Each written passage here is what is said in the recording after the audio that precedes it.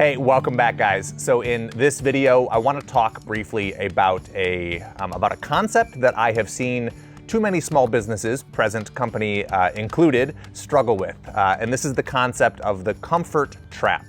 And you might be familiar with this in other contexts. You may have run into this elsewhere.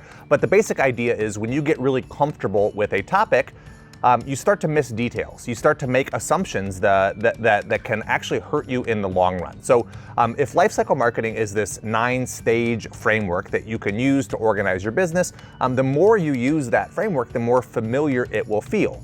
And this level of comfort that comes with that familiarity can actually be a trap because it gives us this sense of confidence that, hey, we get it, this framework is second nature, and we start to cut corners or we start to skip steps, and ultimately it has a detrimental effect on the journeys we're building or on the experience that those journeys create for our customers. So let's take a look at an example of what this comfort trap might look like in real life. Just so that you can spot it or be aware of it or maybe identify with it, and then we can talk about how to avoid it. So if you look at, let's say you are launching a new product, okay, and you want to figure out how to sell this product. So you might decide, there's any number of lead capture mechanisms, but to find the right people for this product, we're going to launch a quiz. So you might decide the quiz is going to be our opt-in, and we're going to give the results of the quiz after that, and the results are going to prescribe, if appropriate, going to prescribe the product that we're launching.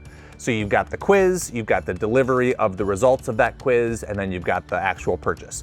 And maybe after the purchase, you have fulfillment in place to deliver on that product or service. If it's coaching, you have an automated scheduling link that goes out that lets them book their first mentoring appointment or coaching appointment, and that's what we're launching. That's the strategy here, the tactic here is the quiz to deliver results to the purchase to then the actual fulfillment of that purchase.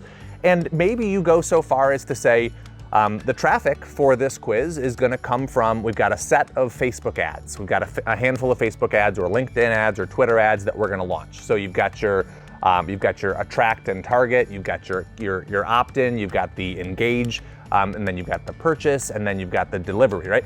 And on its surface, this might feel like a pretty thorough journey. You might feel like, yeah, we've got a bunch of things accounted for. This is great.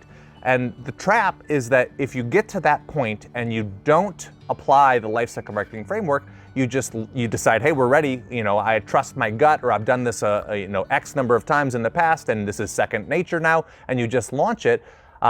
It might work, right? It might perform fine. But the trap is that you've overlooked some important stages. So when you apply the lifecycle marketing framework, what you might reveal is we missed the offer stage. We have something in the engage stage. We are delivering the results and prescribing the course, but there's a gap there. And maybe those two milestones aren't as close as they could be. And so if we identify that there's a gap, that gives us, the architect of this journey, the opportunity to say, well, what plays do we have in our playbook that we can draw from to fill this gap? And I'm not necessarily suggesting, you create something from scratch, but you might have an existing nurture sequence that you could, steer people to who need more time after the quiz results before the purchase. And so this is where it gets to converging journeys, right? If you have an existing, automated set of emails in place designed to follow up with people, or a regular piece of communication that goes out to your audience, you could, encourage those people to opt in for that, but some way to stay in touch for those who need more time. Now, some people are going to get the quiz results and they're going to jump right to the purchase. That's fine. But when you use Lifecycle Marketing Framework, it forces you to identify and build for the people who need the most time, the people who need a little bit more information or some more hand-holding in order to get to where ultimately they and you want them to be. And so identifying that gap gives you the opportunity to look at your playbook and say, what do we have that would fill this gap here? And maybe it's a nurture sequence, maybe it's a series of case studies.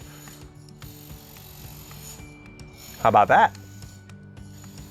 So by matching the lifecycle marketing framework up against what you have designed, it forces you to ask at each stage, do I have something here and is it what I want? So for example, in this context, if you look at the multiply stage, we really didn't design anything there.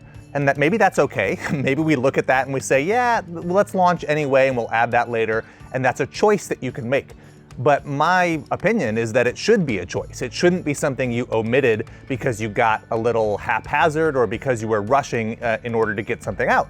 And so maybe it's really simple to look at your playbook and say, yeah, we have a referral request or a testimonial request, or maybe you have a formal partner program that you can drive people toward instead, or maybe there's an upsell that you should be steering people to that naturally pairs with this new product. So when you use the framework and you spot those gaps, it just prompts a conversation that you get to have around what is there and then what should be there as well. Now, the final benefit to using the framework is that it intentionally gives you time to examine what you have planned and to ask, like, is this enough? So I talked about a set of Facebook ads or LinkedIn ads or ads in general, but we really didn't look at, well, what about our existing list, right? Or what about our partner network? Or what about this segment of our audience who probably could be a good fit for this product and might be interested in this quiz anyway? So by using this framework, it helps you unpack and expand on the things you already have planned. It helps you fill in those additional gaps, and it helps avoid, stumbling blocks or painful omissions that you might have otherwise left out if you were just going off of your gut instinct or your first draft of the journey you wanted to build. So I call this out, guys, because I've been there.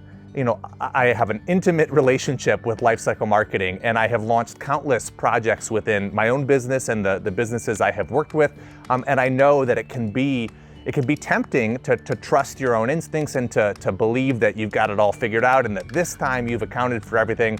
But this framework should give you a sense of calm, an opportunity to revisit those things and to either confirm, yes, we have thought of everything, or to identify the small tweaks or modifications that you might be able to apply to make it a more productive marketing effort or a more seamless customer experience for the leads and prospects who ultimately will end up making their way through this journey. So that is the comfort trap. I wanted to put it on your radar because I have seen too many smart small business owners fall victim to it. Once they have been through this framework a few different times, it can feel second nature. But by going back to it and making a habit of actually applying that framework each time, you're bound to continue to identify areas where you could optimize or generally improve the results that you're creating, not only for your business, but for those that your business serves as well.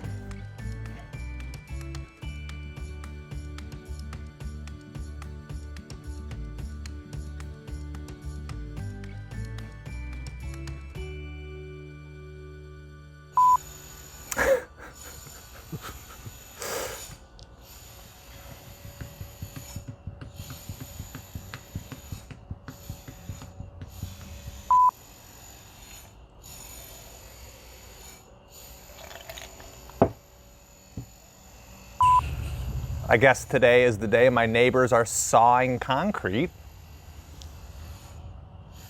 Let's check a couple emails here.